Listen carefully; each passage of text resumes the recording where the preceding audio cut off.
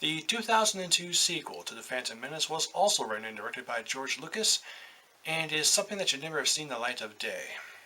Yeah, that about says it all right there.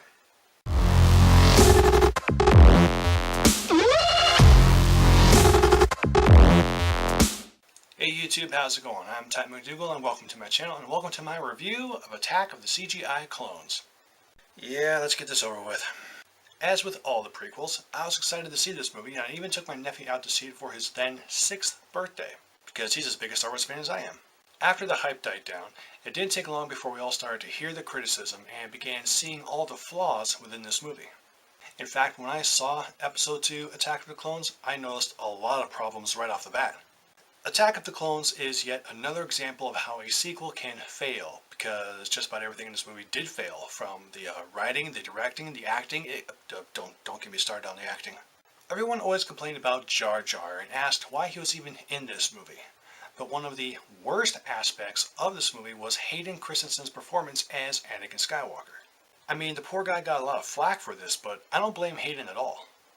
That scene on Tatooine when his mother dies in his arms, you see the hurt in him and that burning rage before he lashes out and slaughters all the sand people. And that was probably one of the better scenes in the whole movie. I mean, he's not a terrible actor. The blame goes to none other than George Lucas himself. The blame for this whole goddamn movie falls onto George Lucas. Rotten Tomatoes gave Episode 2 a rating of 65% with an audience score of 57. Not overly high scores there. I mean, at any point did any of his writing staff just pull George aside and say, George, cool ideas and all, but stop. It became apparent early on that George Lucas had lost his touch when it came to writing a good Star Wars story. Whereas having new writers and directors have made the new Star Wars films far more successful. Hey, I'm a Star Wars fan and I like this movie too, but there is no Phantom Menacing here, guys. Episode 2 is bad. I recently sat down to watch this movie with my nephew for the sake of this review, and I found that where before I was watching this movie for fun, now I was picking it apart, taking notes, and criticizing everything. And here's a rundown of those notes. Number 1, bad romance. When I first saw this movie 15 years ago, that was the first thing I noticed, that the romance and dialogue between Anakin and Padme was like something out of a bad teen romance novel. Number 2, the decline of Padme. People talk about Episode 2 being where we see Anakin step towards the dark side, his inevitable downfall, if you will. But the same can be said for Padme. She starts off in Episode 1 as a strong leader and fighter, but here in Episode 2, she becomes an intergalactic cocktease who keeps Anakin at arm's length. I mean, throughout the entire movie, she wears all sorts of beautiful and revealing outfits around the guy, yet tells him they can't do anything. Yeah, that's like dangling a carrot in front of a horse while it's tied to a fence. I mean, look, she dresses like this, and that, and yeah, you know she's begging for it. The dreaded friend zone. Yeah, we've all been there. Number 3, the way Anakin pines after Padme. I know this is where he begins to show some dark side traits, but he goes after her in a very creepy, crazy stalker sort of way. I've heard that mentioned before in other reviews, and it's so fucking true. Number 4, shitty visual effects and CGI. Did I mention the CGI clones? Not one of those clone troopers were real, and I'd say about 95% of this movie was entirely computer generated. And in many of the scenes you could tell that they could have cleaned up the CGI just a bit. For the most part, Yoda looked awesome, and for the story being told here, they had to go CGI with him.